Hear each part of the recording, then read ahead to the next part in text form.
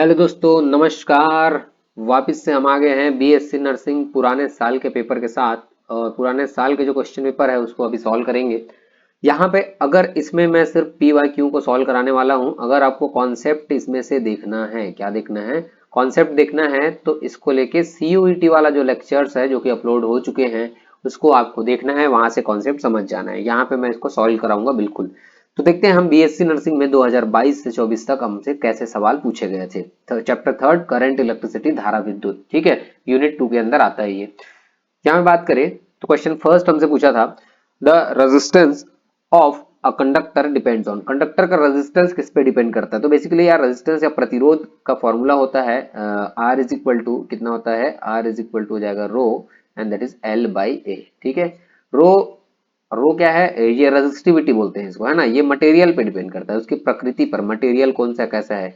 L लंबाई, ए area क्षेत्रफल, इस पे तो लेंथ पर बिल्कुल करता है, एरिया पे भी करता है, नेचर पर भी करता है क्योंकि रो करता है।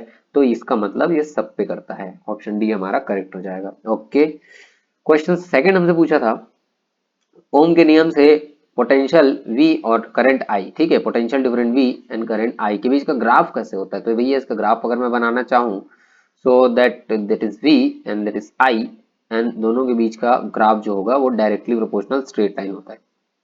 ठीक है, वेट, ये होता है क्या, ये स्ट्रेट लाइन। ठीक है, तो V प्रोपोर्शनल टू I होता है ना, प्रोपोर्शनैलिटी का जो ग्राफ होता है समानुपात का, वो स्ट्रेट लाइन होता है। Option number B.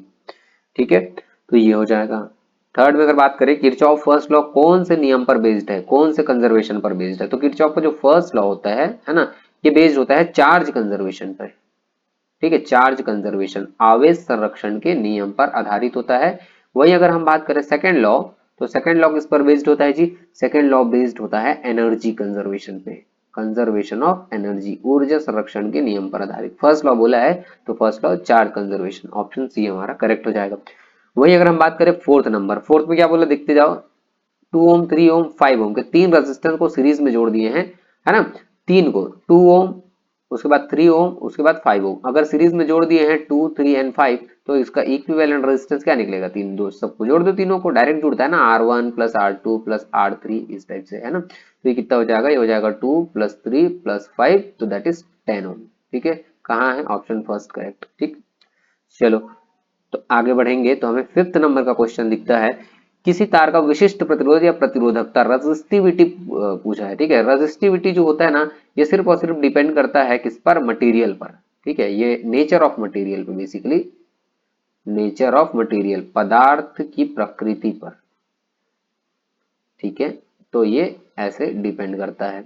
Okay, length पर नहीं करता, डायमीटर पे नहीं करता, शेप पे भी नहीं करता, ये सिर्फ मटेरियल के पे डिपेंड करता है। ठीक, चलिए जी, छठवां नंबर का क्वेश्चन क्या बोला है, विद्युत वाहक बल ईएमएफ और आर आंतरिक प्रतिरोध वाले एक सेल के बाह्य प्रतिरोध आर से जोड़ दिए हैं। सेल में अधिकतम धारा कब होगा। ठीक है, a cell of EMF E and internal resistance R is connected to an external resistance, the maximum current will be drawn. अगर अगर इसमें रेजिस्टेंस में जोड़ दिए, देखो ई सेल है, सॉरी सेल जिसका ईएमएफ दिया है इंटरनल रेजिस्टेंस के साथ एक एक्सटर्नल रेजिस्टेंस भी जोड़ दिए, ये ई हो गया, ये स्मॉल आर, ये कैपिटल आर। तो यहाँ पे करंट का फॉर्मूला आएगा वी बाई आर होता है ना, वी बाई आर, तो यहाँ पे वी का काम कौन करेगा, ई करेगा, और आर के जगह नेट आर, दोनों small R plus capital R plus small R. अच्छा, अब देखते जाओ, आर की वैल्यू कम होगा तभी ई ज्यादा होगा ना, तो यहाँ मैक्सिमम कब होगा, आर की वैल्यू कम से कम कितना हो सकता है, यहाँ पे देखो आर की वैल्यू मैक्सिमम जीरो ही तो हो सकता है, ये सब तो पॉजिटिव है ना, ये सब तो नहीं हो सकता, ये सब नहीं हो सकता, ये जीरो, आर की वैल्यू कम से कम कितना, जीरो ही तो हो सकता है, ये ऑप्शन के अकॉर्डिंग है ना। वही अगर बात करें अकॉर्डिंग टू ओम्स लॉ, फिर से ग्राफ डबल पूछा क्वेश्चन, देखो दो बार आ गया ना, स्ट्रेट लाइन होता है। ठीक, ये वही क्वेश्चन है। एट क्या पूछा, एक आदर्श अमीटर, आइडियल अमीटर का रेजिस्टेंस कितना होगा। अच्छा, आइडियल अमीटर अगर है तो उसका रेजिस्टेंस को जीरो होना पड़ेगा।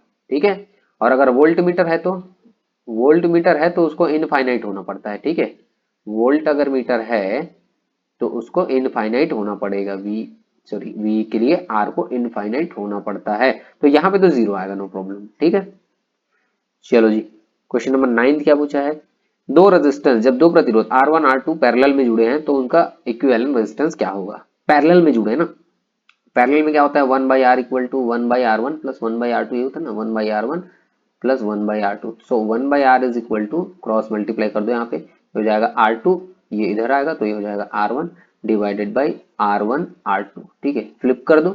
सो R इज इक्वल टू ये हो जाएगा R1 R2 और divided by R1 plus R2, है ना। तो कौन सा हो जाएगा, ये सी करेक्ट हो जाएगा। So the next is Kirchhoff first law. Again, first law is based on conservation of charge. आवेश संरक्षण के नियम पर आधारित है। 11. The heating effect of current is used in. Heating effect का कहाँ यूज करेंगे, विद्युत धारा का तापीय प्रभाव या हीटिंग इफेक्ट का यूज कहाँ पे करते हैं, इलेक्ट्रिकल बेल में नहीं करते, साउंड इफेक्ट, ठीक है, इलेक्ट्रिसिटी साउंड, इलेक्ट्रिक आयरन में करते हैं, है ना, क्योंकि वो गर्म हो जाता है, ठीक है। यूज किसको करते हैं इसमें, इसमें बेसिकली यूज करते हैं नाइक्रोम हो गया, ठीक है, मैंगनीन, कॉन्स्टेंटन, ये सब का यूज करते हैं, ठीक है। डायनेमो इलेक्ट्रोमैग्नेटिक इंडक्शन गलत ऑप्शन है, ट्रांसफार्मर भी उसी पर बेस्ड है, म्यूचुअल इंडक्शन, है ना। तो ये हो गया। क्वेश्चन 12 इज यदि किसी तार की लंबाई को दोगुनी कर दी जाए तो रेजिस्टेंस क्या होगा, लेंथ को डबल कर देंगे तो क्या होगा। अच्छा एक बात सुनो, जो नया रेजिस्टेंस, मान लो पुराना रेजिस्टेंस आर है, तो जो नया रेजिस्टेंस है ना वायर में, अगर लंबाई को एन टाइम बढ़ा रहे हो तो ये होता है एन स्क्वायर इंटू आर, ठीक है। जैसे अब डबल कर रहे हो तो एन की वैल्यू डबल कर रहे हो तो 2 हो जाएगा, है ना। तो R dash is equal to N that is 2 square into R, तो हो जाएगा 4 आर, 4 गुना बढ़ जाएगा, 4 टाइम, ठीक है।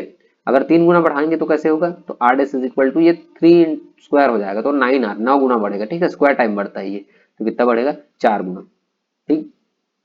तो इस टाइप से पीईटी जो है उसके क्वेश्चंस खत्म हो गए हैं, करंट इलेक्ट्रिसिटी के क्वेश्चन, ठीक है। बाकी अगर चाहो तो पीपीएसटी और क्या बोलते हैं, सॉरी बीएससी नर्सिंग हुआ है खत्म, और चाहो तो पीईटी और पीपीएसटी ये दोनों का भी देख लेना, क्योंकि क्वेश्चन जो है वो रिपीट होते रहते हैं, ठीक है। ओके, इसको खत्म करते हैं।